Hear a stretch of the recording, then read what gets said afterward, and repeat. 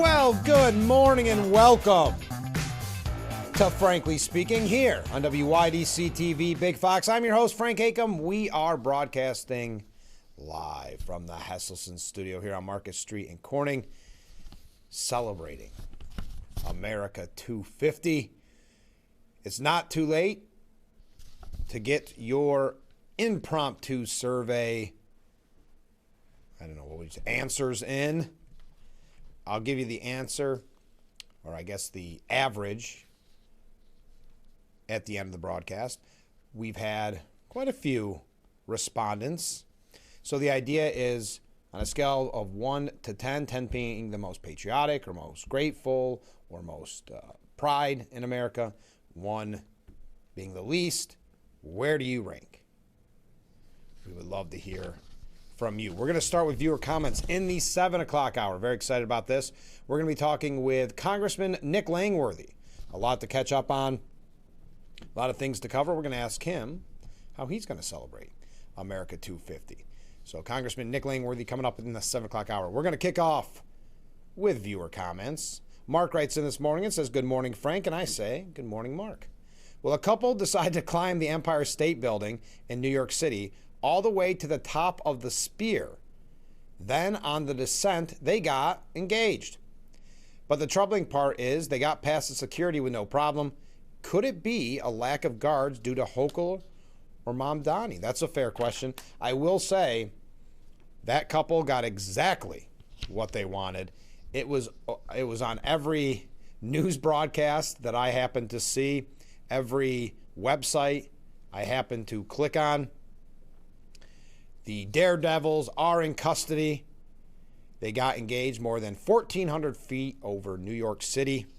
Angela Nicolou, 33, and her now fiancé, Ivan Vanya Burkus. They had pictures from up there. They had a banner reading, "When the power of love beats the love of power, the world knows peace." That's often credited to Jimi Hendrix.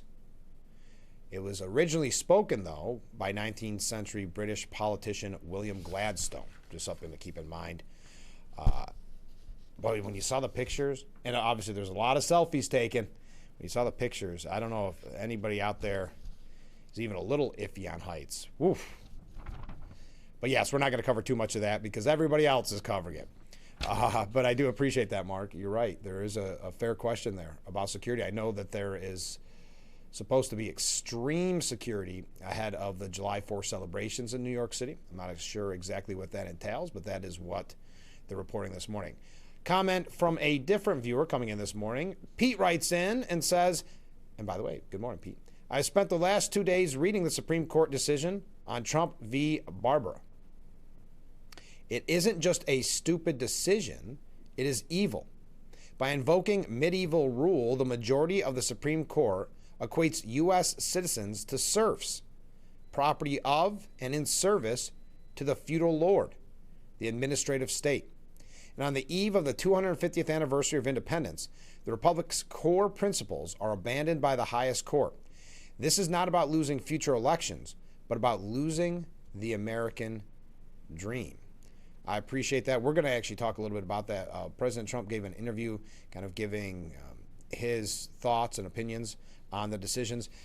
The takeaway for me is the left is still, and the media is still pushing for stacking the Supreme Court. And yeah, how many decisions went against Trump in this session? It's very frustrating, but you're right. That is such a troubling decision made by the Supreme Court. And yet their main focus are the ones, when I say they, the media and the left, are the ones that didn't go their way. But again, I know I don't want to sound like a broken record, but conservatives on the Supreme Court, not Alito and not Thomas, but the rest have always been historically very easy to convince, I guess, maybe, to cave. So it is kind of a common trend for Republicans, or I should say conservatives on the bench, to cave to the left side, and yet the left is still not happy, like in everything else when we talk about this rise of Democrat socialists. Okay, spoiler alert, if you watch some soccer, which it sounds like many of you did because the ratings have been through the roof, well, the United States defeated, even overcame a red card, to advance to the World Cup round of 16 with their impressive win over Bosnia-Herzegovina. So there you are. Exciting as we enter into America 250 and Independence Weekend. I'm not going to go through the play-by-play, but exciting there. And speaking of sports, we've been talking about the Bills lately and their new stadium, Highmark Stadium. They've come up with a new scheme. I don't know if you call it a scheme, but for tailgating. The Buffalo Bills are offering or partnering with high-end hospitality vendor Bullseye Event Group to offer all-inclusive ticketed tailgate events adjacent to the Orchard Park Stadium. Now, I believe you can still tailgate in other areas. But before this, the Bills, for the most part, had stayed out of the tailgate party game. But now the team is taking another shot at it as premium VIP tailgate experiences become more popular with the NFL. Here we go. If you're interested, already you know that some of your tax dollars, especially if you live in Erie County, but even in New York State, your tax dollars went to building this stadium. Now, as we look at the ticket prices, I'm sure you cannot afford to take your family to a Bills game. Outrageous, at least at the beginning of the season. Let's say you've already put a second mortgage on your home, bought some tickets to the Bills game, and now you say, let's go all out, buying this tailgate, the ultimate tailgate experience. Tickets for the tailgate are $135 for adults, $70 for youth ages 9 to 17. The game ticket and tailgate combo for the opener against the Detroit Lions on September 17th is priced at, this is for one person, single person. You go to the game, you go to the tailgate, $753 a pop. The rest of the games range anywhere from $287 to $568 for the combo option. Again, that's for tailgating and your ticket into the game. You're probably asking, what do you get? Well, the food will include taco stations, barbecue items, and regional favorites, and made by Food Network celebrity chef Aaron May. And the tailgate will include multiple bars, live DJ, and an array of TVs for early game broadcast coverage. All food and drinks including open premium bar and bottled beer, are included in the price. All right, there you go. Next on kicking off the program with sports, before we get into the real nitty-gritty, because, yes, I do have the media bad-mouthing America, showing you more polls of how bad we have it here. So let's end our sports segment on a very positive note. State Senator Tom O'Mara, Assemblyman Phil Palmisano, and Assemblyman Chris Friend recently paid tribute to the 40th anniversary of NASCAR at Watkins Glen International. During a ceremony at the Glen Club last Sunday as part of the Salem's 6 Hours of the Glen, O'Mara and Palmisano presented WGI President, our good friend here on Frankly Speaking, Don Berlew, with a legislative resolution they sponsored commemorating the 40th anniversary of NASCAR at WGI. Here is a picture of Senator O'Mara, Don Berlew, Assemblyman Phil Palmisano, and Schuyler County Administrator Sean Rosno receiving the proclamation. O'Mara, Palmisano, and Friend saying it is our privilege to pay tribute once again to one of the world's iconic sporting venues. Across the Southern Tier and Finger Lakes region, we all take great pride in the fact that the Glen has resonated so powerfully throughout the history of American motorsports and as a mainstay of the NASCAR circuit for the past 40 years. Watkins Glen International has long stood as a cornerstone of our regional culture and economy, as one of New York State's premier destinations, a backbone of our leading tourism industry, and a driving force for countless charitable, community service, and economic development initiatives. Very simply, we're all fortunate to call Watkins Glen International one of our own. The president of Watkins Glen International, Don Berlew, said to be the home of NASCAR in New York State for 40 years and counting is something we are incredibly proud of. We will continue to work hard to welcome race teams, officials, and fans with the best possible experience. And thank you to the New York State Senate, pardon me, to the New York State Senate and Assembly for this recognition. There you go. That's a good way, I think, to kick off our broadcast this morning. All right, when we return, we're going to tell you, I guess, how bad the American dream is. Tell you some if you're watching the normal mainstream media, that's what you're being told over and over again.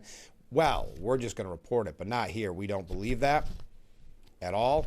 That's why we have a very high rating in our impromptu poll of how you feel about this country, 10 being the best, 1 being the worst, so it's not too late to get your numbers in.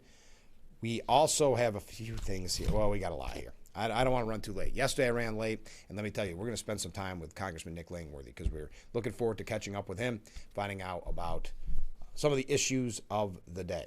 So stay right there. We'll be right back with Frankly Speaking here on WYDC TV, Big Fox. The Frankly Speaking Roof Cam, brought to you by Boss Security in Horseheads. Contact them today for all your business and home security needs. We are back, broadcasting live from the Hesselson studio. Here we go. Let's go through the media's negative coverage of America. After 250 years, writes the AFP, the American dream is tarnished, but alive. Whatever it means, way to downplay it. The American dream still offers hope to millions of people who believe the United States is a place where anyone can succeed, no matter the odds. As the country celebrates 250 years since independence, many Americans and immigrants know the daily reality of chasing that dream through countless disappointments and endless striving. And then they go through and do their normal interviews with people on the street. Okay, tarnished. All right, that's probably one of the better ones. How about this? America's stillborn 250th birthday. America, a quarter of a millennium ago, was where the words of the European Enlightenment became flesh. In the 13 colonies, Declaration of Independence, the dreams of the New Age's rationalists, freethinkers, and anti-monarchists were made actual. Power comes from the people, they said. Rulers must govern with the consent of the governed. The America's 250th is a flop. And it may be an accident of timing. The bicentennial was very different. Those in 1976 in the celebrations were led by Gerald Ford, an unexpected president who was modesty personified. Half a century later, Nixon is depicted by J.D. Vance, today's vice president, as a victim of the deep state. So this whole piece, again, it's the left doing this. It's no one else making the celebration all about Trump. I know, I'm not going to go through all this. These are going quickly. I just had to almost keep up the tradition of, I would say, the last month, of whether it's polls telling you how much you hate America, or polls showing that, 8% of Democrats consider themselves very proud to be American. That's why we started that impromptu poll. And of course, for whatever reason, as well as the donations from the likes of the cage wrestling UFC. Man, they really hated the UFC. At 250, the U.S. system has outlasted most empires. The founders might have been astonished to learn it has survived this long. At just 1,320 words, the Declaration ranks as one of the great statements in history. Many on America's left believe it was a hypercritical charter drawn up by slave owners. Many on the right see it as a revelation of God's providence. But surveys show that the typical American has a better grasp of the nation's founding ideals and hypocrisies. Most deserve a better celebration than they will be getting. So this isn't enough of a celebration. The media and the left ruined many of the celebrations, states backing out of the Great American Fair, artists who originally agreed to it saying no longer because they got so much pushback from anti-Trump leftists. So again, the victim blaming of, this turned out horribly because they created the problem. We'll continue. Americans have a surprising take on who they believe best represents the United States as the country celebrates its 250th birthday. No, it's not President Donald Trump, nor is it ex-President Barack Obama. In fact, it's movie star Tom Hanks, who most Americans want to see as the face of the country, according to a poll. Do you agree with this? I'm not going to go through his history. According to the poll conducted in June, Hanks' influence extends past the film world. Hanks is publicly aligned with the Democrat Party and beliefs and has openly made comments against the Trump administration. So they're going that direction with it. I don't think we need to go through any more of this. But these are the kind of hard-hitting news pieces being put out by the mainstream media today. Now, some other notable mentions in the poll about who voters want to be the face of America are Taylor Swift, Dolly Parton, Clint Eastwood, and Bruce Springsteen. Obama and Trump were also mentioned frequently. Now, it does not give how many people they interviewed, but I would have to say this is coming from a left-wing organization if that many people were saying Taylor Swift and Bruce Springsteen. All right, enough on that. Continuing. Moving quickly here. A Pennsylvania Republican lawmaker, right down the road, Pennsylvania, or to our friends watching in Pennsylvania, welcome. He says he was kicked off the floor of the state's House of Representatives for wearing an American flag-themed suit jacket ahead of the 250th birthday celebration. Representative Eric DeVanzo was baffled when Speaker Representative Jonah McClinton ruled that his choice of attire went against the House rules and outrageously dubbed the suit a, quote, costume. DeVanzo posted on his Facebook page, kicked off the floor for wearing a patriotic jacket. That's right, it happened. DeVanzo, who represents Pennsylvania's 58th district in Westmoreland County, stood out among his fellow lawmakers after he opted for a red, white striped jacket, which he said was bought by his wife, Rachel, and then a star-themed tie. It really looks nice. A white shirt, red and white striped jacket, and then a blue tie with stars. DeVanzo said, "I will never apologize for putting patriotism before politics. We love our country. We love America. So I'm happy to put this on. I'm proud to wear it." Even lawmakers on the other side of the aisle approved of his suit. This is a very colorful jacket that the representative is wearing today. Very patriotic. I see. Oops. Wow, that got cut off. And that was from a Democrat because DeVanzo, Republican. Everybody loved it, DeVanzo said. They come up, people gave me hugs, shaking my hands. Hey, this is great. But not everyone appreciated the lawmaker's eye-catching attire, according to the New York Post, especially, again, McClinton, the first black speaker of the Pennsylvania House. The politician said House Whip Mike Schlossberg gave him an ultimatum to either lose the jacket or leave the floor. DeVanzo claimed that a security guard in the chamber repeated the order just a few minutes later. She says it's a costume. He goes, yeah, it's something you wouldn't wear every day. And I'm like, listen, I would wear this back home. I'm going to wear it again. America's 250. It's a holiday weekend coming out. Why not wear it? So again, it was Speaker Representative Joanne McClinton that had the most problem with this. Just reporting this from the New York Post. Clinton's office, or McClinton's office, stood by the decision, saying the House Democrats came to Harrisburg this week to do the serious work of passing a responsible budget to benefit all Pennsylvanians. Again, just wearing a patriotic jacket. DeVanzo said about his Democrats across the aisle, we have an affordability crisis. People can't afford stuff. Instead of coming out here and doing the people's work, no, what are they focused on? We're focused on, we'll say, baloney issues like this jacket, right? No reason whatsoever. This wasn't a costume. This is something that I truly believe in. I'm a patriot. We don't have to go through the whole what their district looks like. But continuing. Oh, we're going to keep going. San Diego County officials and its Democratic-led Board of Supervisors are receiving backlash, according to Fox News, after an America 250 4th of July celebration originally pitched as a tribute, obviously, to the Declaration of Independence, was reshaped by the Democrat-led Board of Supervisors to be a DEI-focused sponsorship. It was, so let me reword that because I worded that strange. It was reshaped. The celebration was reshaped by DEI-focused sponsorship rules. The celebration's main programming is expected to feature a tribal blessing, a land acknowledgement, just like we saw at Barack Obama's museum. It's such a weird virtue signal to say, hey, we stole this land. By the way, we're just acknowledging it. We're not giving it back. We're not going to do anything about it. We're just acknowledging it. So it's going to start with a land acknowledgement and nearly 2 hours of community story segments centered on historically underserved populations. This is how the Democrat-led Board of Supervisors in San Diego found to be the best way to celebrate America's 250th. Bill Wells, the mayor of San Diego County's city of El Cajon, and other critics pointed out that America's founding appeared to be sidelined in tentative plans for the upcoming 4th of July celebration.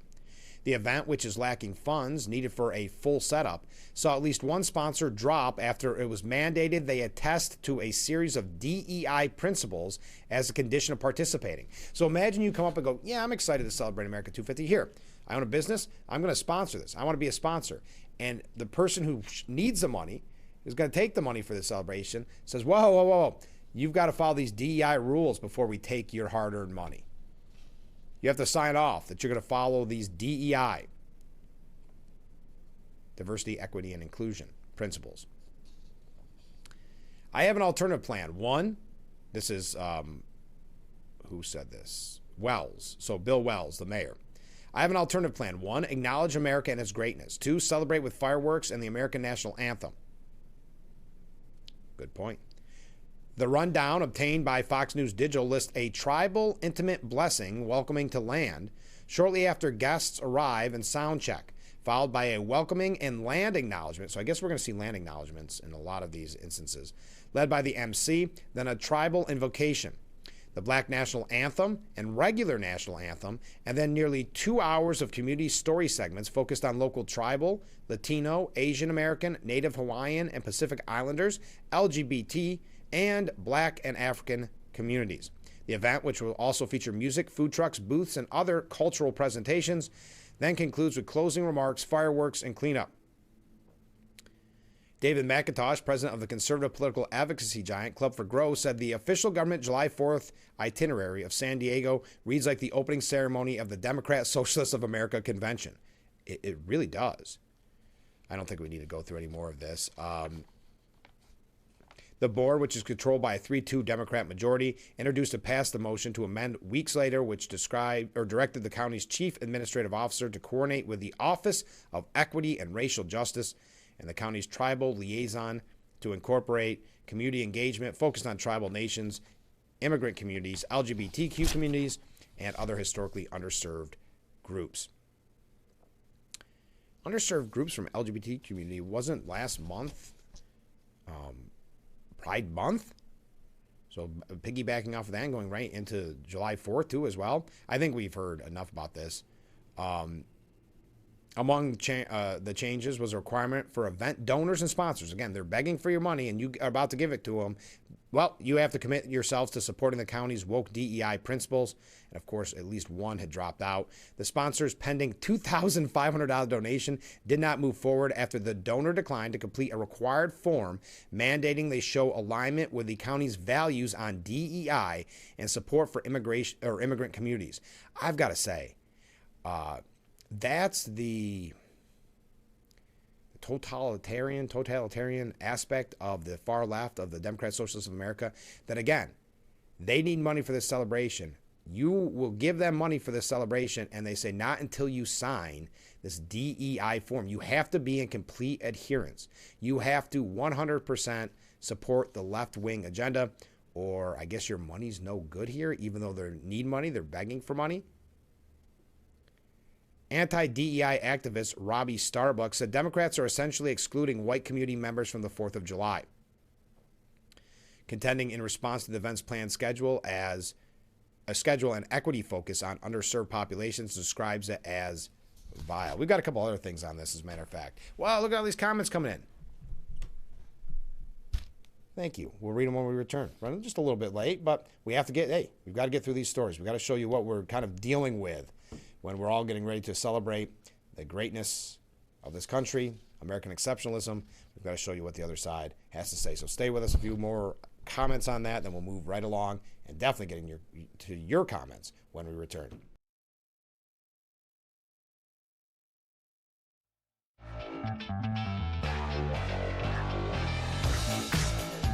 The Frankly Speaking Roof Cam, brought to you by Boss Security in Horseheads. Contact them today for all your business and home security needs. We are back, broadcasting live from the Hesselson studio on Market Street in Corning. Let's go to viewer comments, and as a reminder, we'll be talking with Congressman Nick Langworthy in the next hour. Okay. That the fake news pushes the false narrative that Americans are ashamed of our country is only a continuation in part of their agenda to get communists back into power. And along these lines, I have to wonder if these propaganda machines are foreign owned. That's a fair question. We're going through so many. Some of them definitely are not. Some of them very well could be. I tried to cite where they come from, but every once in a while they don't print out properly. Comment from a different viewer. Good morning, Frank. Well, good morning to you. Those people that climb the Empire State Building must really be in trouble now.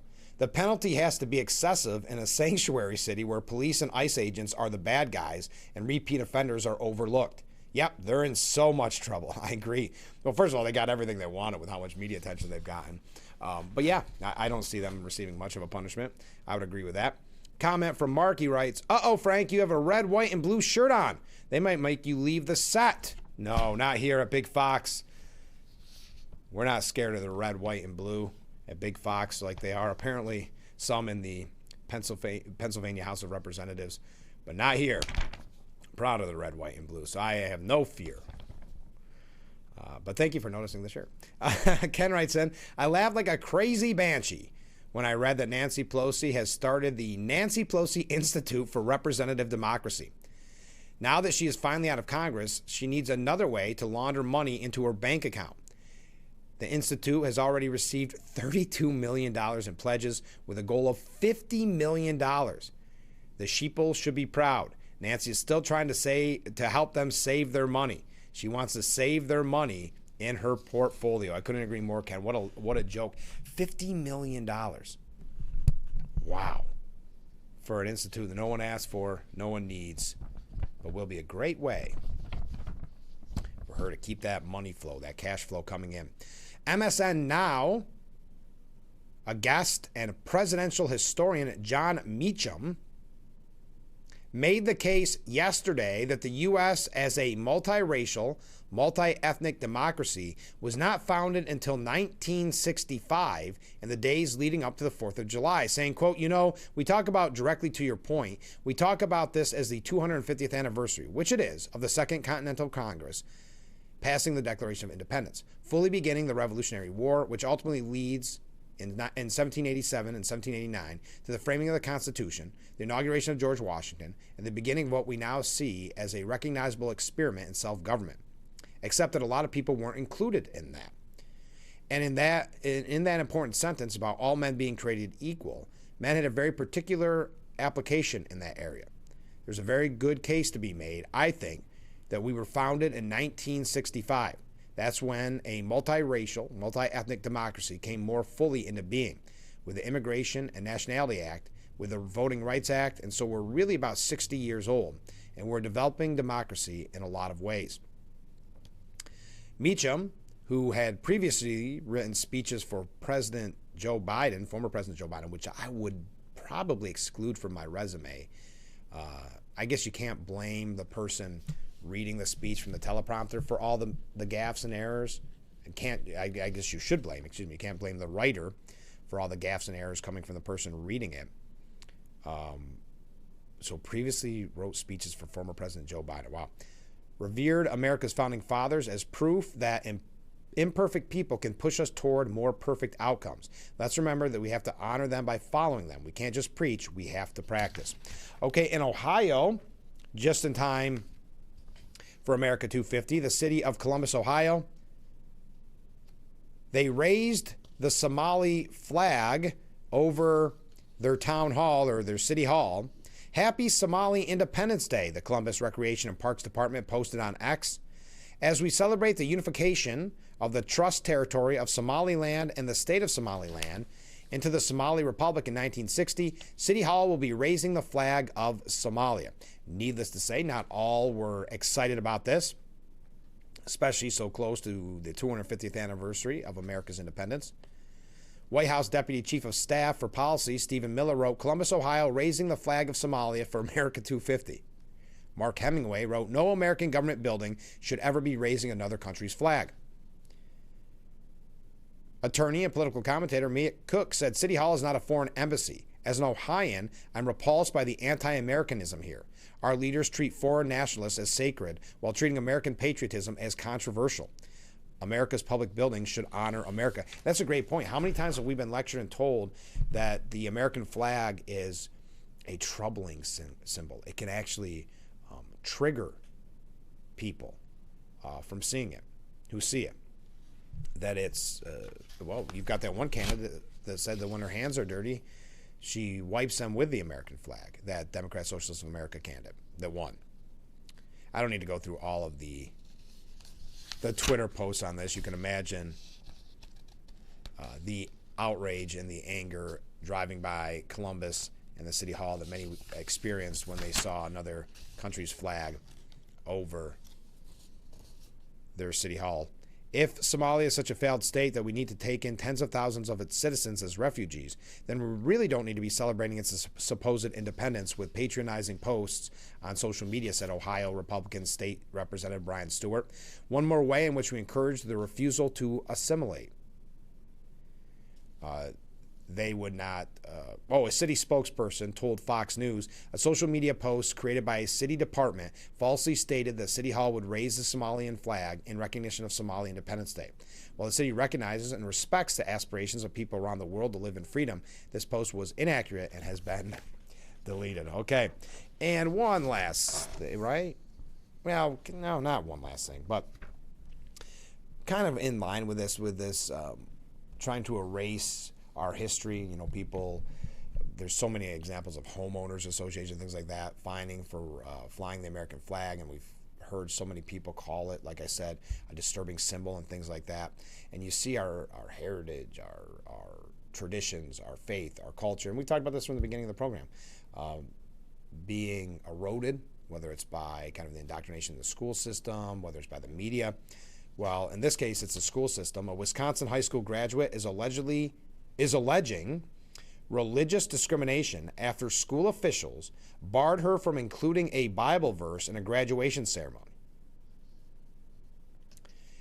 Sarah Ann Baranja, a 2026 graduate of Arrowhead High School. Surprised Arrowhead High School hasn't. There could be some connotation there that they should maybe be forced to change their name because Native American culture can't be glorified in any way on school grounds apparently anymore. But she submitted Proverbs 3:6 as her personal message to appear beside her photo in a slideshow playing during the commencement ceremony. Seems nice, you know. I'm sure you can do a quote. And how many? We've had so many instances of schools throughout the country that have had even high schoolers scream anti-Semitic things. The verse reads, if you're not familiar, in all your ways acknowledge him, and he shall direct your path. Baranja said that less than 24 hours before the ceremony, an associate principal told her she could not use the verse because religious messages were prohibited. The student said school officials also told her she could not share an alternative message, thanking God for being beside me through these last 4 years. My faith helped shape who I am, she told Fox News. Over the past 4 years, this verse was something I kept going back to that kept me grounded and moving forward. Superintendent Conrad Farner told Fox News that religious and political messages were barred from the graduation slideshow because it is considered school-sponsored speech. He said students were given explicit instructions to limit messages to family thank yous and future plans.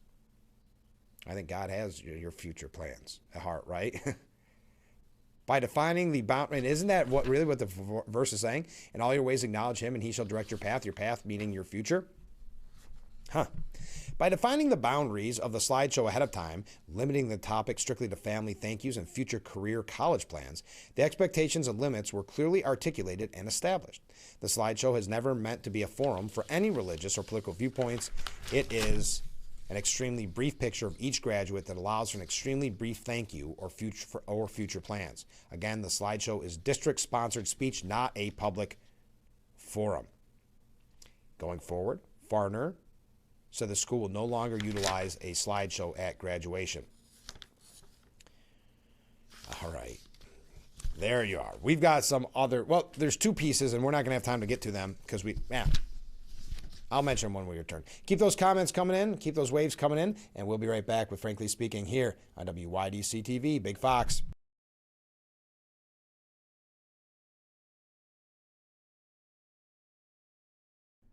The Frankly Speaking Roof Cam, brought to you by Boss Security in Horseheads. Contact them today for all your business and home security needs. We are back, broadcasting live from the Hesselson studio here on Market Street in Corning. A couple of viewer comments. The bigoted socialist Democrats should be raising red flags that they are in fact pushing communism and not socialism. This is evident in the fact that they donate their money to causes with so much support for DEI initiatives. Comment from Mark: if the Somalis think that the country is so great and have their flag on a government building in Ohio, why did they come to the country? It seems to me they came here to respect our flag. I feel like Trump's going to ship them back. Maybe. I don't know where Trump on the immigration. Well, the Somali, obviously, that's an issue when we've talked about it in the past with, I wonder if I did have an update on Tim Walz. But listen, I got to go through some other things. But thank you for the comments. Keep them coming in. There's a piece by Patty Garibay that kind of ties in with exactly what we've been saying. America's next 250 years depends on passing faith and freedom to our children. If we're honest, the most pressing question isn't what we're commemorating, it's what we're handing down. What we teach the next generations of American will determine what this country looks like at its next great milestone. Right now, we are in danger of handing them a vision of America that has been stripped of the very thing that made it extraordinary in the first place: faith. Let's start with something that gets misquoted almost daily in our culture. The First Amendment does not say that God has no place in American public life. It says Congress shall make no law establishing a religion or prohibiting the free exercise thereof. It was written by brave leaders who quoted Scripture and opened the Constitutional Convention in prayer. America wasn't born out of a desire to eliminate religion and become some sort of aimless, secular utopia. Instead, our founders built a nation where no single church would be compelled by the state precisely because they believed faith was too important to be weaponized by government. The Declaration of Independence references God 4 times. Our rights are described as endowments from a creator. These rights don't come from a king, a parliament, or a constitution. They come from God. Government doesn't grant them. Government is merely charged with protecting them. This is where we have lost the plot. Over the last several decades, we've allowed, quote, separation of church and state, a phrase that doesn't appear, and this is something that's so overlooked. I'm so glad that Patty Garibay brought this up. I know I mentioned it on the show numerous times. That is a phrase that does not appear anywhere in the Constitution, separation of church and state. It's being wielded as a crowbar to pry faith out of public life entirely. We've taught a generation of young people that patriotism and faith don't blend, that loving America means setting religion aside, and that the public square must be scrubbed clean of anything that looks spiritual or sounds like a prayer. The result? A generation of people who are ashamed of their country and unmoored from their God. Again, Patty Garibay writes, I've learned a lot in 30 years of working with girls, many of whom left the Girl Scouts because of the ways the organization has stripped faith and God-given identity from its program, as so many organizations have over the years. When a young woman doesn't know who she is in Christ, she doesn't know what to make of her country either. She'll be told by one group to love America uncritically and by another to be ashamed of it. She'll waffle between identities, trying to figure out which version of herself is acceptable in which room. That is not freedom, it's confusion dressed up as progress. Genuine freedom, the kind our founders recognized in Scripture's promises, isn't something any government invented. It existed before the Constitution was drafted, before the Declaration was signed, before anyone fled Europe for this continent. It's woven into how God made human beings. America's genius was not that it created freedom. It was it acknowledged freedom as something already bestowed by God and built a government designed to protect it. If we want America to look like America at its next great milestone, we have to teach the next generation that their identity as Christians and their identity as Americans are not in conflict. They are complementary. A girl confidently rooted in her faith who knows she is first a citizen of heaven and second a citizen of this republic is exactly the kind of person a free nation needs. She doesn't need the government to tell her what is true or good. She can hold the complexity of her nation's history, the beauty and the scars alike, without being shaken because her foundation isn't the nation. It's the God who placed her in it. America's birthday parties will be spectacular on the 4th. I hope they are. My own backyard will be filled with family, friends, and more food than any hostess could prepare. I love the joyful, celebratory spirit of this time of year, but when the fireworks fade, the real work will be the same work it has always been, which is raising children who know that God, who made them free and who understands that freedom, comes with responsibility to pass it on. That is how we commemorate 250 years, and that is how we earn the next. That's Patty Garabad, is the founder and executive director of American Heritage Girls. I thought that was such a great way to kind of tie that back in with the topic that we've discussed this morning. We're out of time for this segment.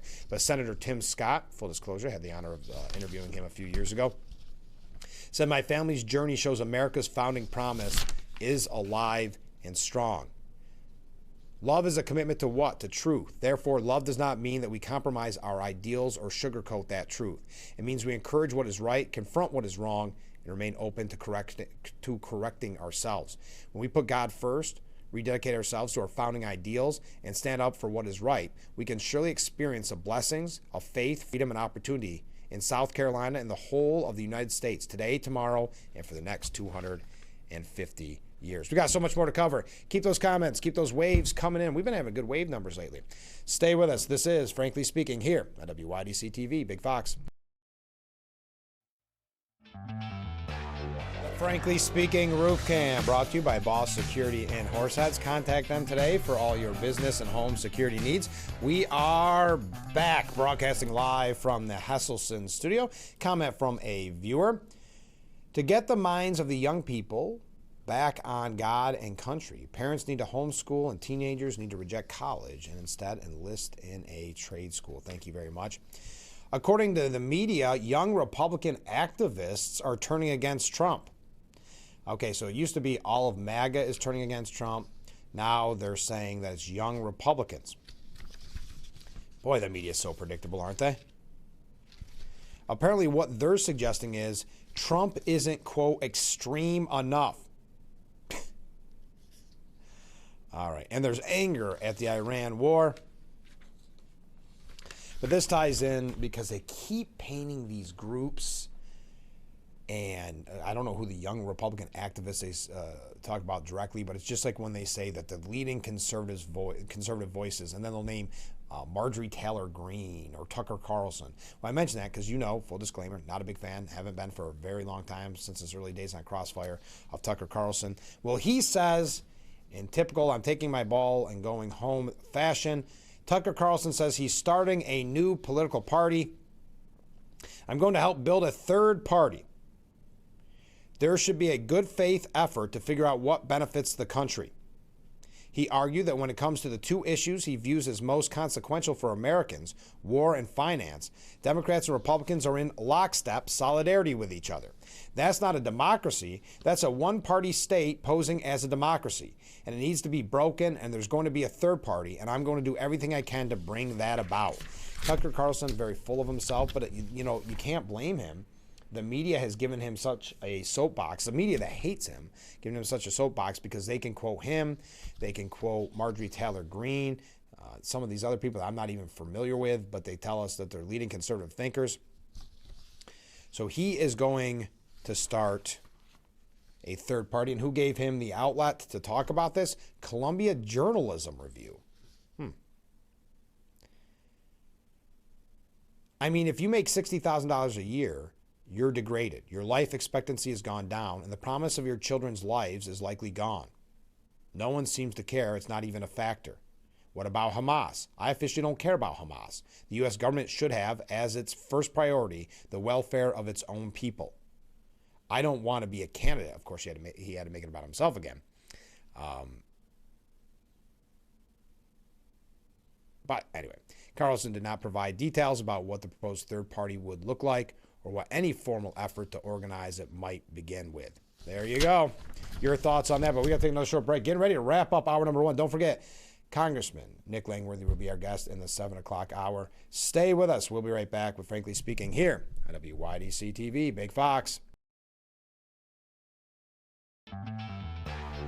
The Frankly Speaking Roof Cam, brought to you by Boss Security in Horseheads. Contact them today for all your business and home security needs. We are back broadcasting live from the Hesselson studio here on Market Street in Corning, getting ready to wrap up hour number one. Again, Congressman Nick Langworthy will be our guest in the 7 o'clock hour. It's not too late to get your comments in on where you stand. We're doing our impromptu poll for America, whether it's a 10 for most patriotic or a 1 for least. We've got our average right now. I'll make sure to mention that before the end of the broadcast. We've been talking about the complete adherence to the left. We see that with the Supreme Court, that even when the left gets their way in certain court decisions, they're still calling for the expansion of the Supreme Court. They're still calling for more, or what's the word I'm looking for? More adherence, I guess, to the left. This is in all walks of life. It's like the media, it's elsewhere. Hollywood stars are now lashing out. They are screaming because Dwayne "The Rock" Johnson had the audacity to say he would rather keep his personal politics out of the public eye.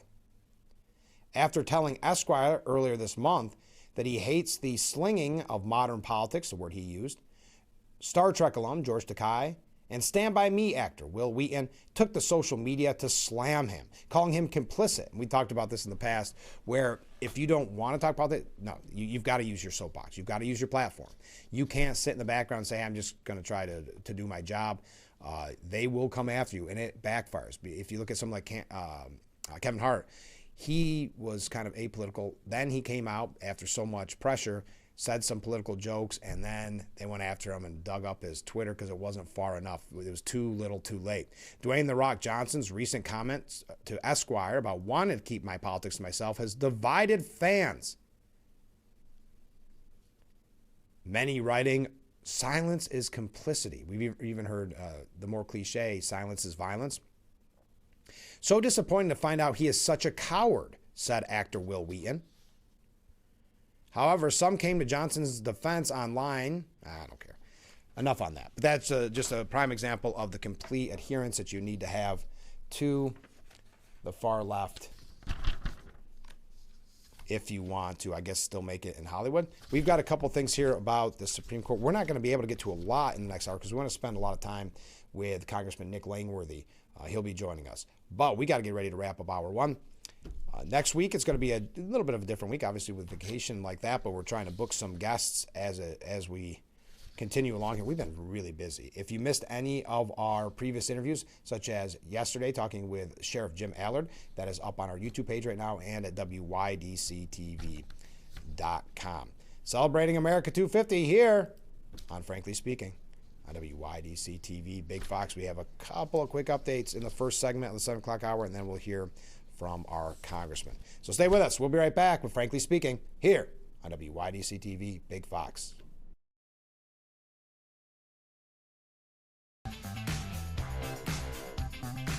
And we welcome you to hour number 2 of Frankly Speaking here on WYDC TV, Big Fox. I'm your host, Frank Hagum. We are broadcasting live from the Hesselson studio here on Market Street in Corning.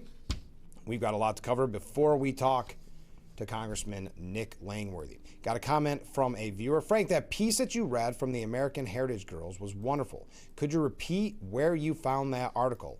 Thanks. And I just threw it out. I want to say it might have been. No, you know what?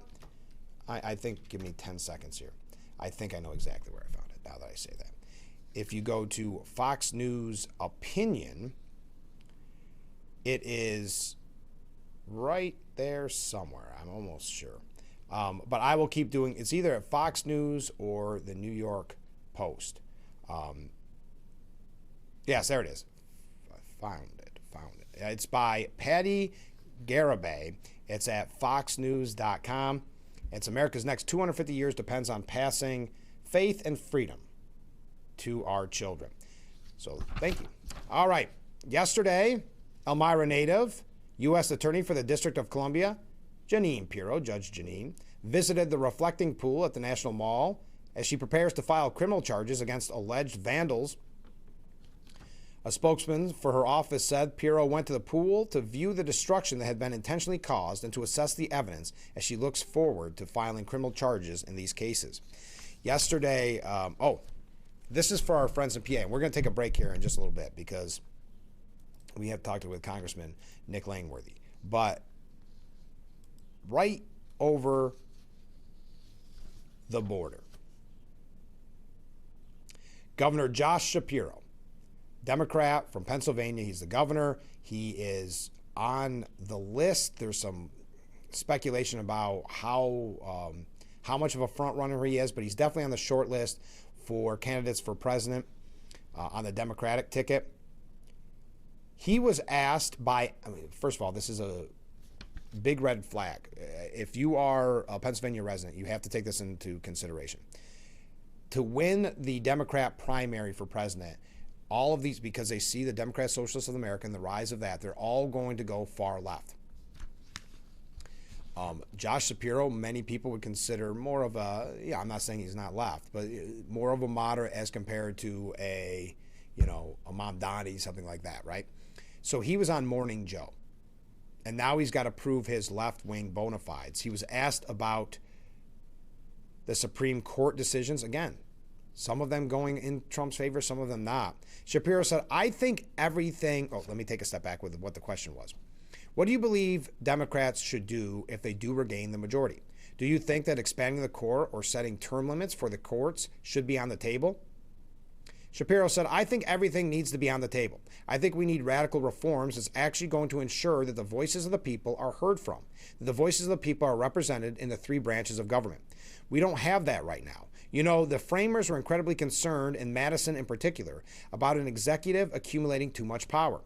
We've seen that because this Supreme Court, in one of the worst decisions over the last century, gave a president absolute immunity because the Congress of the United States has withdrawn from its responsibilities to be a check on the executive. We can begin to change that by voting. And after we vote, I think we need dramatic reform to give the voice back to the people. As for the decision today, it is as clear as day in the 14th Amendment. This case should have taken a nanosecond to decide, and it should have been 9-0.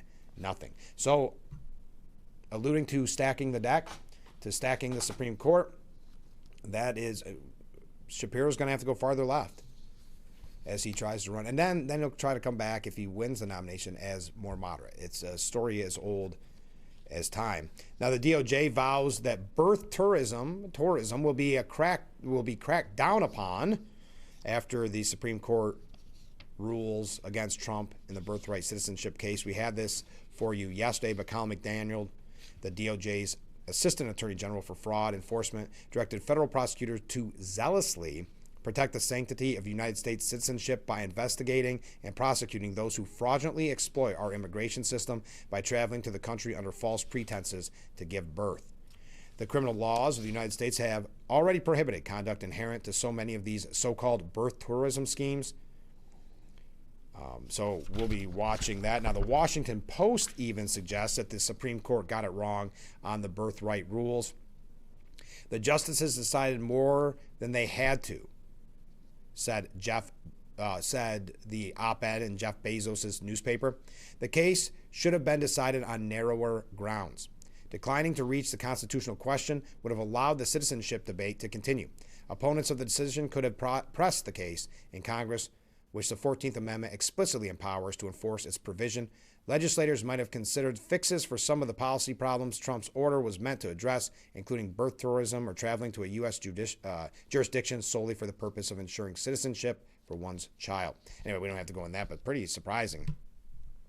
The court split was a surprise to the court's lawyers, according to the New York Times.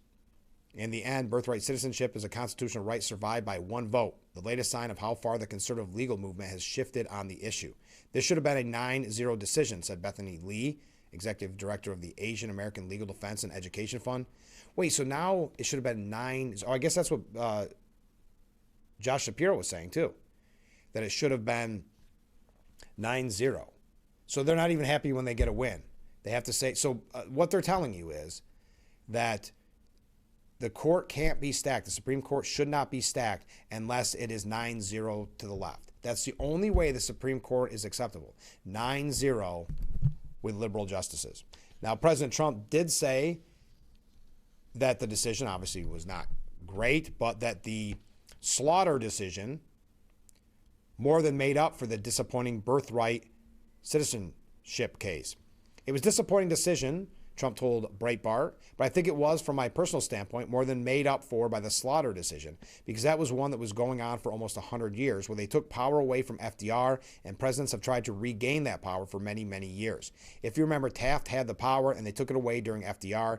It's been almost 100 years, close to 100 years, and everybody's been trying to regain that power because it was the right thing. It was the correct decision. But a lot of people didn't know how that was going to go, and that one I won at 6-3. That was a big one. That was a very big win. All right, we have to take a short break because we have, I know I didn't even get to everything I wanted to get to before we talked with the congressman. But we have Congressman Nick Langworthy coming up here in just a moment. We have a couple of Bill Maher saying Democrats are well on their way to blowing the 2028 election after electing that slew of Democrat socialists in New York City. You had billionaire Peter Thiel spoke in front of a largely liberal audience at the Aspen Institute's Ideas Festival, where he said that, and remember, it's a liberal crowd, he stuns them by warning Democrat socialists will take over their party. My generation was the first one where things felt finally stuck. I think millennials are doing less well than the boomer parents. It's even more deeply felt in Gen Z. And then if we think about it in political terms, it's what's pushing us to try to find solutions outside this sort of very narrow box. And then there was a Republican version that manifested with Trump and a repudiation of Bush neocon consensus. I think the Democrat version, to those of you who are, the liberal Democrats in the audience, that I asked you to take more seriously is I think there's going to be a Democratic socialist takeover in the Democrat Party. And it's not just a rational, angry outburst. It is this really, really deep frustration at this stagnation. All right. On that note, stay with us. Congressman Nick Langworthy coming up after this. The Frankly Speaking Roof Cam, brought to you by Boss Security and Horseheads. Contact them today for all your business and home security needs. Welcome back to Frankly Speaking here on WYGC TV Big Fox. I'm your host, Frank Aiken. We're broadcasting from the Hesselson studio, and in that virtual studio this morning, Congressman Nick Langworthy. It's great to see you. It's great to be back with you, Frank. We've got a lot to cover, but let's start with the best question we can ask. As we near July 4th, how are you going to be celebrating America 250, excuse me? I'm going to be celebrating in our district. Obviously there's a lot going on here in Washington, D.C., but there's no better place I'd rather be than right at home with obviously our citizens across the district will be doing parades and have all of the normal festivities that make the 4th of July, one of our absolute favorite days of the year. I'd like to own stock in fireworks this weekend.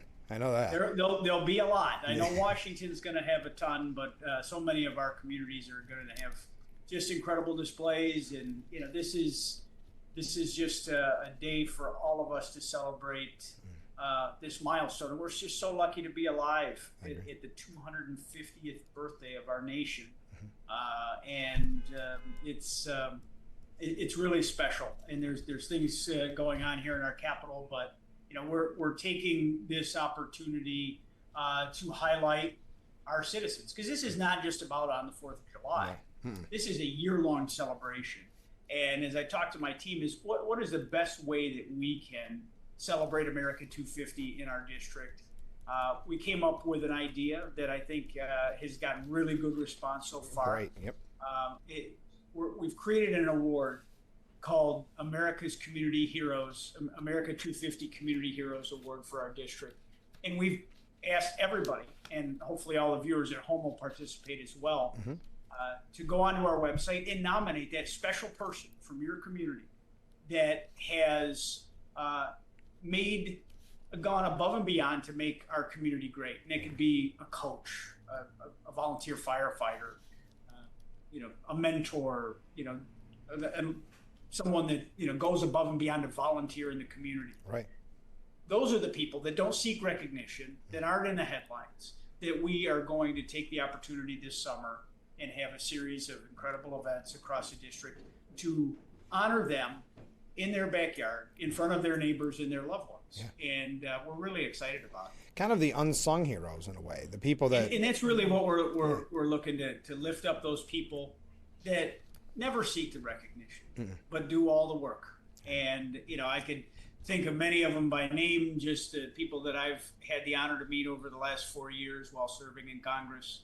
And it's always, the select few that always go above and beyond.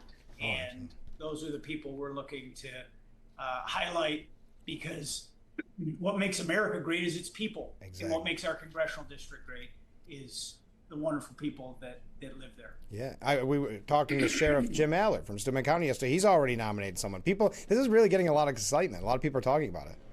Yeah, and we're really, going to put together some world-class events. I mean, it reminds me of when we honored America's Vietnam veterans. Yeah. Right. And those across the district, and we did 4 different events across all the counties in the district to honor over 700 Vietnam veterans back a couple years ago. And it was absolutely one of the highlights of my time in public life, to be able to show the public respect and gratitude that those soldiers didn't get when they came home. I know. And we gave it to them in front of their loved ones. And 50 years later, they were able to get the respect and the gratitude that they deserve. That was an amazing, touching event. I know the one locally, but like you said, you went throughout the district. So again, I think this is a brilliant idea. America 250 Community Hero Awards. Go to Congressman Langworthy's website so you can nominate someone. Do it today. And since we're having fun talking about some amazing things, you got to be honest with us. How was Highmark Stadium? What's it look like? Highmark Stadium, it's a thing of beauty. Yeah. It is just everything. We had a lot of great memories in the old Ralph, but I know that's tough. It was tired. Yeah. And what's exciting is that we have the best stadium in America, and it's ours. Yeah. And it's not normally something in upstate New York that we get to celebrate. So it's really going to be a beautiful facility for our team to bring a championship home and hoist a Super Bowl trophy in the not so distant future. That's right. Were you a part of the program when Hochul tried to awkwardly start that chant? I was in the front row. Oh, how uncomfortable was that? It was just as uncomfortable as the clips. I think it's only Governor Hochul that couldn't get Bills fans to start a Bills chant. I mean, you can walk down Market Street on a random Tuesday and you hear Bills chants. I walk through the airport all the time. And, if I have a piece of Bills gear on or someone else, you greet people with the Go Bills. And it's great that, as the Bills have become more and more popular, and Josh Allen has received the accolades he deserves, that you see that more often in airports, not just in our region, but across the country. And, it seems like we're able to get a little more spirit out of random strangers at airports. Wow. That was a bomb. That was something to watch. I recommend anybody who hasn't seen it, go on and watch. And I hate the term cringe, but it's definitely cringe. I know that. All right, I wanted to mention quickly, because I know there's some moving pieces here, the Bipartisan 21st Century Road to Housing Act. Tell us about that at a time when so many people are talking about housing. Well, this is the first landmark housing bill that we've done in Congress since George H.W. Bush was president. Wow. And this directly addresses some of the affordability concerns in the fact that, young people in America are not able to achieve that critical component of the American dream because we don't have enough housing stock. We haven't built houses on spec largely in this country since the 2008 real estate collapse. When things were extremely overpriced, unqualified buyers were getting a note from their mom and getting a mortgage on a $500,000 home. But and we shouldn't go back to those days, but we do need to incentivize building. And this bill addresses that. It also is something that the president has really put a lot of pressure on Congress to achieve, which is get those hedge funds and institutional investors out of the space. Right. I mean, we don't need a hedge fund coming in and buying all the housing stock in a particular area and driving up the cost so young people can't afford to buy their home. Right. And we have to continue to find ways to make these transactions better. You know, one idea that I've seen that we're researching getting on the bill is to make the capital gains,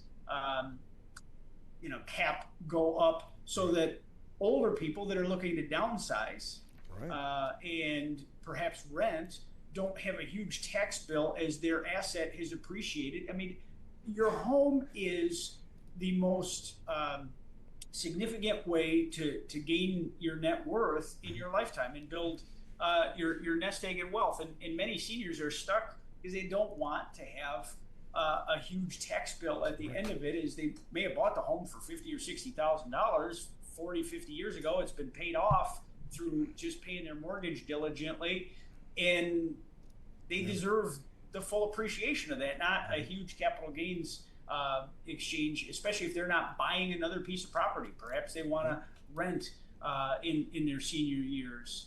So it would also allow younger people to enter the market and get into those houses that are their starter homes. And I think that that's something that we have to continue to look forward. I don't think this is a mission accomplished, but this is a groundbreaking effort. When you have Elizabeth Warren working with President Trump, something has happened special. Right.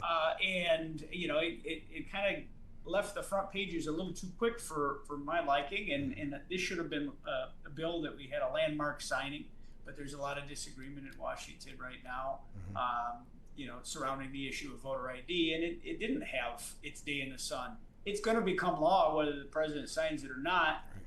He's pledged he's not going to veto it, but he should be taking a bow on this because he played a large role in it. But people on both sides of the aisle work together to get something big done for the American people. And I think it's something that we could all be proud of.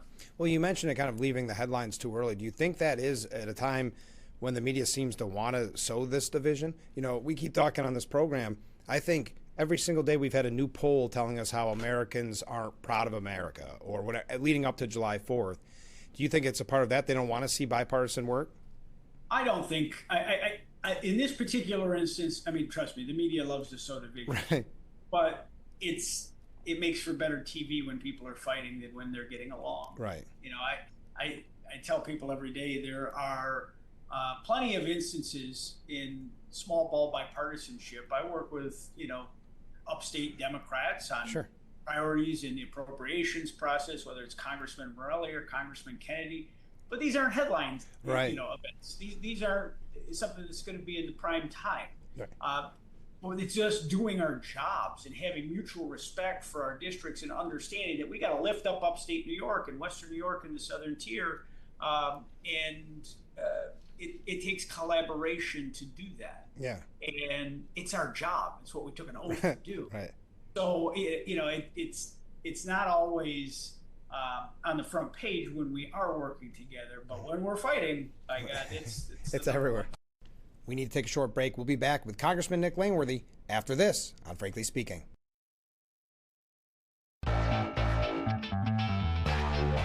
The Frankly Speaking Roof Cam, brought to you by Boss Security in Horseheads. Contact them today for all your business and home security needs. We're broadcasting from the Hesselson studio here on Frankly Speaking, and we return to our conversation with Congressman Nick Langworthy. We've all followed closely with Vice President Vance and his fight against fraud, and recently you had the anti-fraud legislative package. Could you tell us a little bit about that and what that means for the viewers? Well, we have to address the money that's being stolen from our government. Right. I mean, this is something I hear from constituents every single day. They're fed up. Mm-hmm. They know states like New York, who are extremely generous with our social welfare, right, that there's fraud going on. Mm-hmm. Yeah. You see it. I believe that we need to have a strong safety net to take care of the most vulnerable, but it shouldn't be a lifestyle choice. Exactly. And we sure shouldn't tolerate fraudsters setting up shop and dreaming up ways to steal. Right. And there's been so many instances in the state of Minnesota, put it on display for the whole country, where largely the Somali-based population in Minneapolis set up all of these daycares, and there were no children there. Right. And they did this time and again, I mean, to the tune of $9 billion. Right. This isn't petty theft. This is one of the greatest grand larcenies that's ever happened in the nation's history. The problem is we had whistleblowers come to us in the oversight committee and tell us that they've been crying for it for years, that it's a well-known fact in the streets of Minnesota that this is going on. And as they reported to the authorities, nothing happens. Tim Walz and the Attorney General knew damn well what was going on, because the state senators were coming forward with evidence, but they ignored it. Now, why did they ignore it? Well, I believe for political purposes, because in the populations that were stealing with both hands, they got 95% of all the votes cast out of that population. So let them steal, and they'll keep voting for us. Think about that for the taxpayer. It should be criminal. It should be something that leads to your impeachment from public office. It's led to Tim Walz leaving public life at the end of the year because he can't seek re-election in his own state. Now, Minnesota is the tip of the iceberg. Imagine what's under the surface in states like California and New York. I mean, New York does not police its Medicaid system. I mean, they are not serious about fighting Medicaid fraud. There are instances of our local sheriff's offices and DAs doing a pretty good job uncovering some of it. I see those headlines coming out of my counties in the southern tier all the time. But in terms of what's going on in the 5 boroughs in New York, in Brooklyn and in Queens, I mean, there is a cottage industries of figuring out ways to game the system. There was an instance in the state of California where LA County had 1/3 of all the hospice facilities, set up to give people a dignified end of life, free of pain. And 1/3 of them were in one county in one state. Right. Now, that set off alarm bells. I mean, I met with Dr. Oz last week, and we were going through a lot of the details of that. But as soon as they got onto it and shut the payments off, the vast majority of those entities never inquired about where their money was. They knew they had been caught. And they just are looking to disappear into the ethos at this point. So we have to shut the door on fraud. What largely we're looking to achieve in the packages that we put forward so far is this. Put the fraud investigation on the front end, because once the money's out the door, it's gone. You're not going to get it back. No. I mean, we know in Minnesota they sent it overseas. It's going into organized crime. This is never going to be seen again by the American taxpayer. I mean, we're still prosecuting people for PPP fraud 6 years later, after long after the pandemic's over with, when the government was shoveling money out as fast as it could. And that was the priority, as Dr. Oz has explained it, of the Biden years with the department, the CMS, which is under Health and Human Services, that handles Medicaid and Medicare, that they said, sign everybody up, get them all qualified as quickly as possible, and get the money out the door. It wasn't, let's verify eligibility. These programs, I believe, we need a strong safety net to take care of the absolute most vulnerable that can't take care of themselves. And we should do that, and it should be robust. But not one person that doesn't qualify for that should get those benefits. No. It is only for the truly vulnerable in our population. It shouldn't be a lifestyle choice, and it should not be something that has loopholes where fraudsters can get in, set up fake organizations to cash in. Right. And I also want to mention on the local level, and then I got to ask you about the rise of Democrat Socialism in America. I got to ask you about this. But for all our friends that are watching in Jasper, Troopsburg, we finally got the FEMA funding, thanks to you, the $60.5 million. But I love the fact in this, and this is what people have wanted me to pass on to you, that it's not just about rebuilding, it's about ensuring as best as we can that this never happens again. And that's really important, because, that was, I'll never forget going there the day after the flood. And, driving around with Sheriff Allard and so many of our elected officials like Joe Sempolinski and Tom O'Mara, and, seeing this school that had just gotten cleared to reopen, totally destroyed again. And it would be so foolish to just try to, put them in the same spot. I mean, there are storms that are going to happen.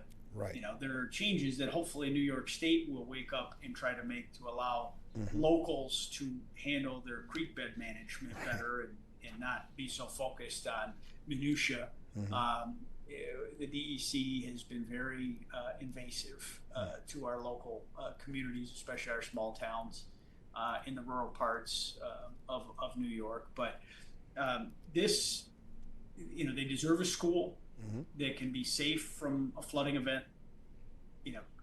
A school in a small town, in a series of small towns like that, is the community center. Yes. It's the fabric that keeps it together. And the fact that those students have been spread out and disjointed for years is a disservice to all the communities affected. I agree. So this is what FEMA is there for, to prevent things from happening again, even after a disaster. Right. So I'm happy to play the role that we played, and that Jasper Troopsburg's going to get a brand new, beautiful school that they deserve. Right.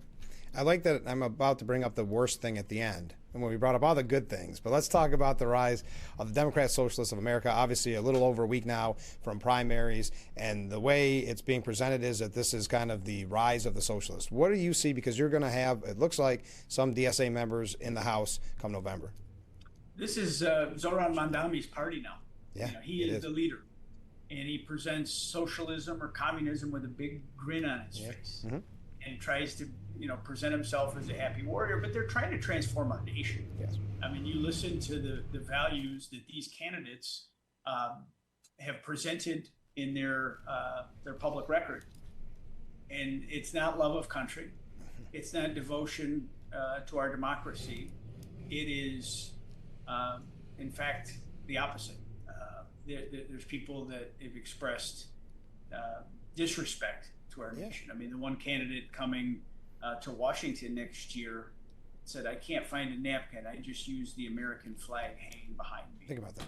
I mean, think about, we're at America 250, and we are going to have someone like that as a lawmaker in our nation. Last night in Colorado, a 30-year Democratic incumbent who I serve on Energy and Commerce with. She is a radical liberal. Right. I bet you we haven't cast 5 votes the same way in my entire time in Congress. Right.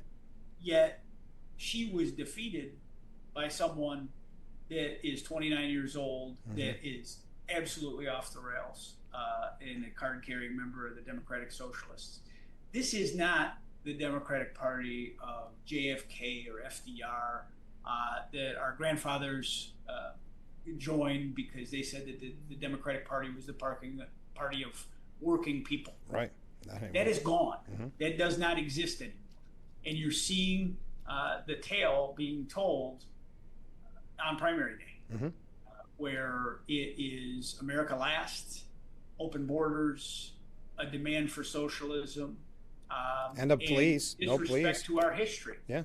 They want to end police. They want to get rid of prisons, right? And then let's really get down to the brass tacks too. This rise in anti-Semitism. They're saying the things now that in the past there was whispers of. Now they're saying it out loud on a platform. They're screaming it. Yes. They're screaming it. Yeah. They don't just want us to not financially support Israel. They want us to support Israel's attackers. Right. And listen, there's been a lot of,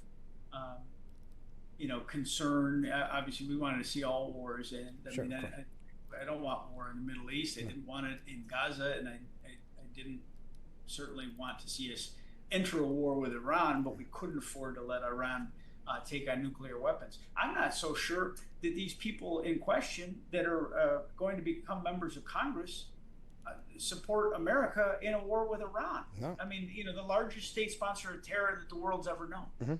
Yeah. I mean, they view Iran as the oppressed at this point. It's insane. It's sickening. Absolutely insane. The people that have murdered people and their own people, right, for generations. I mean, the reason that we didn't see regime change in Iran, even though there were so many protesters in the streets, right, is because they were executed.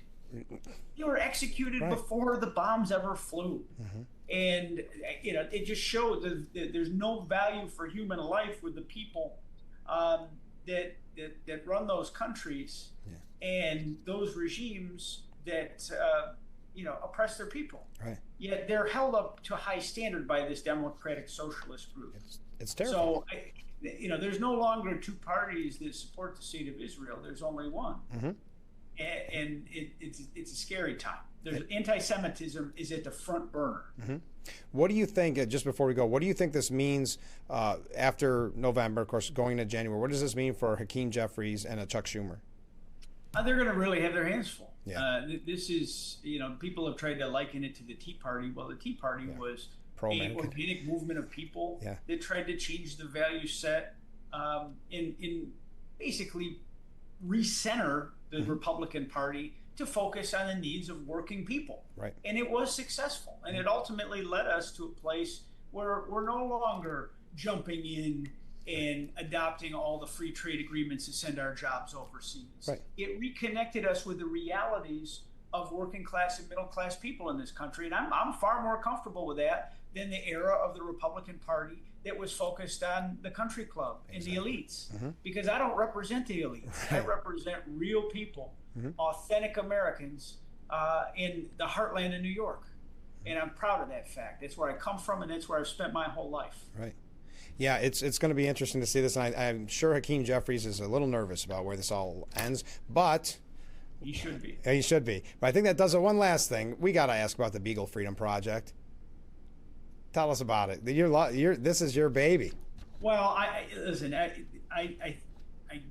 was brought to my attention by my wife finding posts on social media about people taking matters in their own hands to free these dogs from this site at Ridgeland in Wisconsin, where there were 2,000 beagles being bred for medical experimentation and slaughter. Yeah.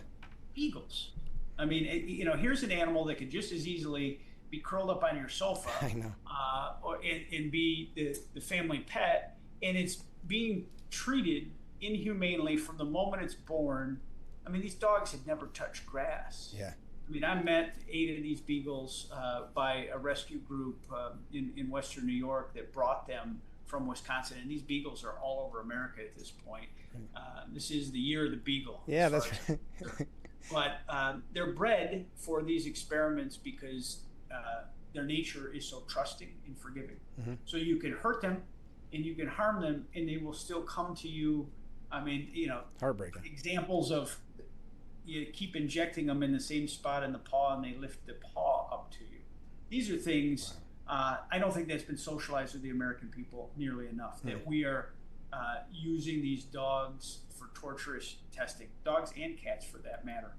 And then after I got involved and started inquiring, because I immediately came to the office and said to my staff, we're going to get to the bottom of this and see how we can make a difference. Right. I'm on the committee of jurisdiction at Energy and Commerce, and there's a site right in our backyard in Wayne County that's 10 times the size of Ridgeland. Wow. It is the largest in America. And I've been to Wayne County dozens of times in my life. Yeah. I had no idea this existed. Many people that I've talked to that live there have no idea that it's there. And you have 110 employees at Marshall Bioresources. They have 60,000 animals under the roofs of those buildings. There is no way that they're being treated humanely. I think it's in a state that's supposedly so progressive, New York, where the state legislature has banned vocal cord clipping on dogs, declawing of cats. We have been forward on animal rights. We're allowing this to happen in our backyard. And it's going to take, researching as to how to make the real difference. First off, I want to cut off the federal funds for the experiments. I want to change the culture at the FDA so, we're not taking healthy animals that are in the test,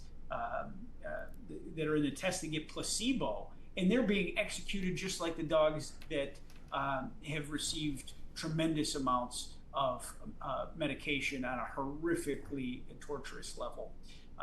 We are at a point in science in our country where we don't need this animal experimentation. It's cruel, it's unusual, and it should not be tolerated in this country. So I'm going to keep going with that fight. But we also need state legislative partners to join this fight as well, because many of the laws governing sites like Marshall Bioresources are unfortunately on the state's jurisdiction. And we need this is I've heard from people from all 50 states at this point, and this is united a lot of people, no matter what party affiliation you have. Dogs and cats are our pets. Right. Shouldn't be treated this way. Well, Congressman Nick Langworthy, thanks for giving us so much time this morning. Of course, we all wish you a happy Independence Day, and we do appreciate it. Have a wonderful Independence Day, everyone. Thanks, Nick. All right, we'll be right back with Frankly Speaking after this.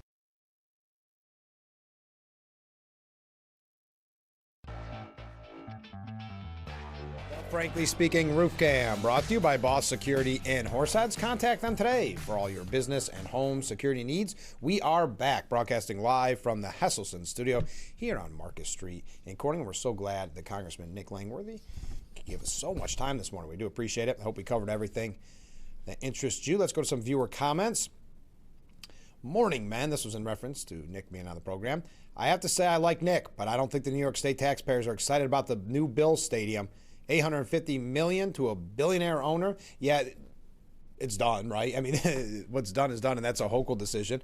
So at least get a chance to look at the new stadium. I know there's a lot of people upset seeing how much tax dollars went to it, knowing full well that when you look at the ticket prices, there's no way that the average Joe would be able to attend. But I appreciate that. Comment from Rick, who says, good morning. Well, good morning, Rick. Trump gets his new ride from Qatar. I wonder how much that costs the American people to upgrade that plane. I'm not saying we don't need a new Air Force One, but did we need it right now given the economy? And 2 more planes are to be completed in the next 2 years. I'm not sure the cost of the upgrades. I know the plane was gifted.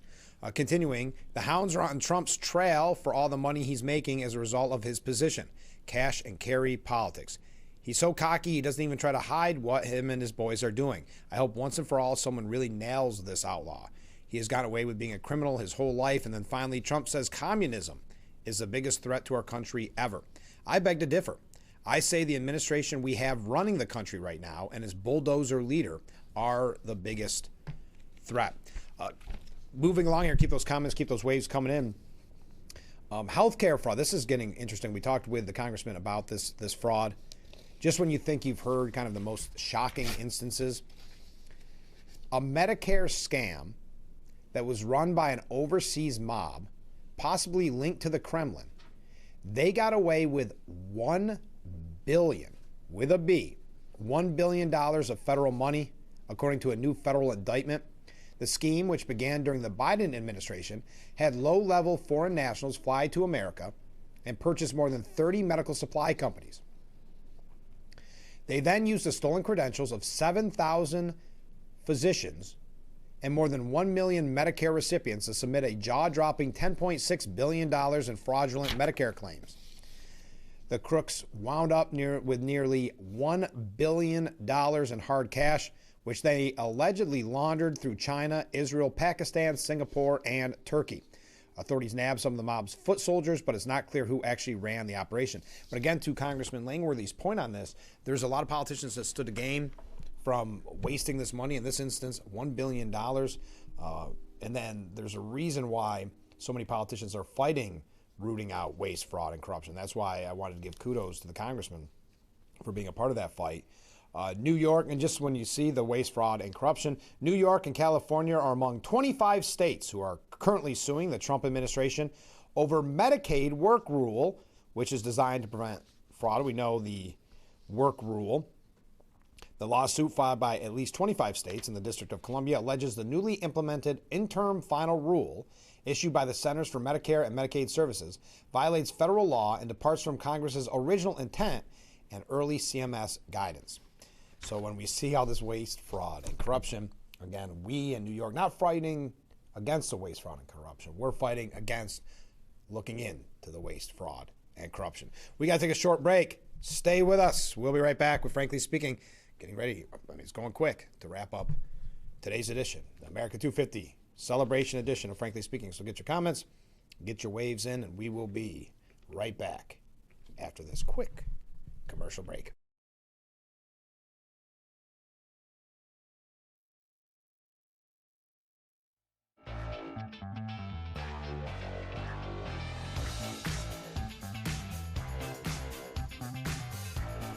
The Frankly Speaking Roof Cam, brought to you by Boss Security in Horseheads. Contact them today for all your business and home security needs. We are back, broadcasting live from the Hesselson studio here on Market Street in Corning. Let's see, there we go. I thought I lost it. And it's such a nice comment, I didn't want to. I hope you and the staff have a great holiday weekend. Well, thank you. Isn't that nice of you? With a lot of American flag emojis there. We do appreciate it. I hope you have a great holiday weekend as well. And I hope everyone out there does. A fun, safe Independence Day and celebrating America 250. Well, you know, before we get... No.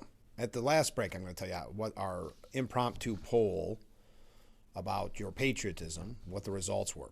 So Trump yesterday denounced a growing number of socialists winning Democrat House primaries. He called them communists who are, quote, a very unattractive lot.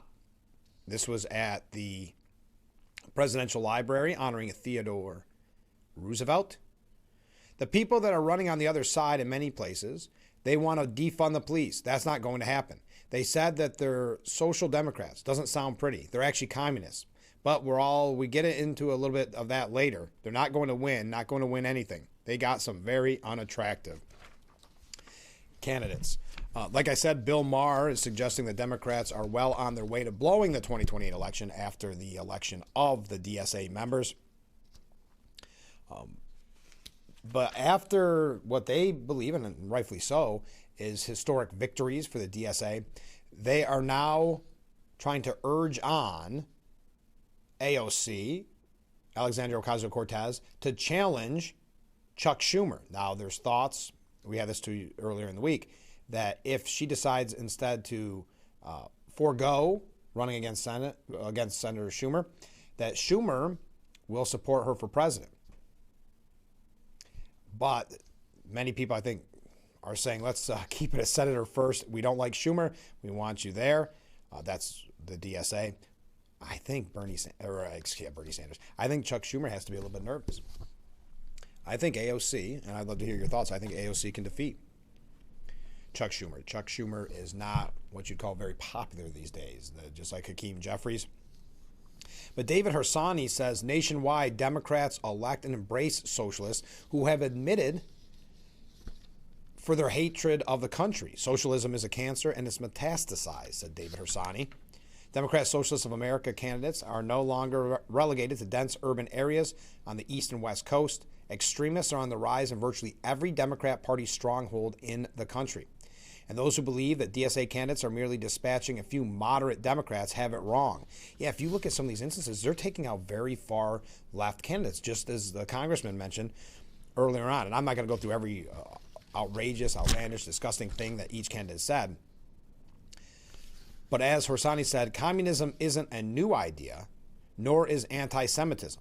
The only thing new here are Democrats willing to submit to the most extremist anti-American politician the nation has ever seen. The leftist insurgents are rattling Democrats ahead of the U.S. midterms. I don't think that's the case. I know they're suggesting there are some moderate Democrats that are concerned about where this heads. I mean, Hakeem Jeffries, who should be the most concerned about keeping his job, meaning as in leadership position, he congratulated all the DSA members over the weekend.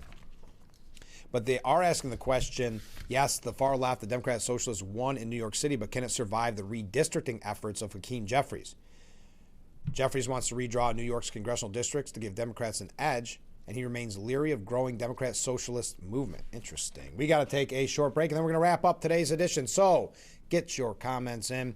Celebrating America 250, we will have the results of our impromptu poll when we return. We'll be right back.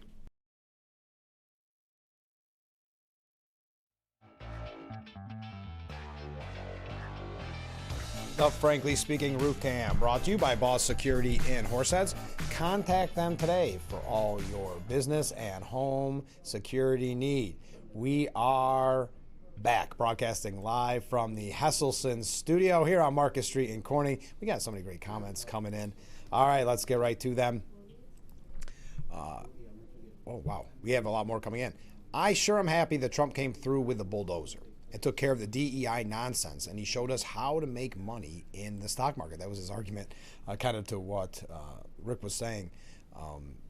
opposed to it, of course, but that was his argument yesterday. Comment from a different viewer. Mark writes in, have a great 4th of July weekend and a proud 250. Well, thank you, Mark. The same goes for you. Everybody be safe out there. Comment from a different viewer. It's sickening to have to say this, but I believe AOC would defeat Schumer. And it's not that I have any love in my heart for Chuck. I can't stomach him either. And the thought of either of them nauseates me. I think AOC, as of right now, and so many things can change in politics, I think she beats Chuck Schumer. And I think she'd be smart to go that avenue as compared to presidency, because if she runs for president, like J.D. Vance has speculated that that's going to be the candidate, if she runs and loses, she won't be quite as hot of a commodity to run for senator, and Chuck Schumer will probably then have 6 more years, so you're talking quite a long time frame. All right, comment from a different viewer. Good morning, Frank. Well, good morning to you. I believe that the DSA would not be as successful if Nancy Pelosi were still in charge, not Hakeem. Ooh, that's a thought-provoking comment here on the way out the door. I think you're right. I think Nancy Pelosi would have laid down the law a little bit different. Hakeem Jeffries, kind of like former Governor Cuomo did, were complicit, complacent, wanted to hope it kind of fizzled out, and it didn't. That's a really good point. And now here's a big one. Good morning from Iowa. There's a big Iowa wave. That's our first one in the map. I'll get my pin out here, and we'll put it in our big map. Iowa, from both our favorite engineers, Brian and Chris, out there working hard in Iowa. I'm glad to see you sending a wave. And their poll, between the two of them, 10.5 for American Pride. That might actually bring up the average, because here is our final tally for the impromptu poll without that new 10.5 added. I should add that. I apologize. I wasn't prepared for the last second survey. But we got 10.5 from Iowa. Up till right now, we had 12 10s, and we had a 4, if you recall, from Rick. We had a 3, and I don't believe they gave a name, and then an 8 from someone else. We heard the sheriff yesterday, Sheriff Allard. He gave it a 10. So that puts the average at a perfect, not perfect, but as not like a point anything, a 9. So we are at 9. I would say that's pretty good compared to what we've seen at the national media front. We were all hoping for 10s, but it's hard to overcome a 4, a 3, and an 8. And now a 10.5 from our friends in Iowa. Thank you, Brian and Chris. Thanks for watching. Thank you for watching from Iowa. I'm excited to, right before America 250, be able to add another pin in the map. Well, everyone have a great 4th of July weekend celebrating America's 250th anniversary, 250th birthday. If you go anywhere fun, you do anything fun, love to see pictures. We'll play them on the show. When we return, we want to thank Congressman Nick Langworthy for being our guest this morning and giving us so much time. We do appreciate him being on the program. We'll have that up on our website, wydctv.com, very soon after the program, and on our YouTube page if you miss it. So again, have a fun, safe Independence Day and July 4th weekend, and we'll be back with Frankly Speaking every weekday morning starting at 6, only on WYDC TV, Big Fox. I look forward to it already. Happy July 4th.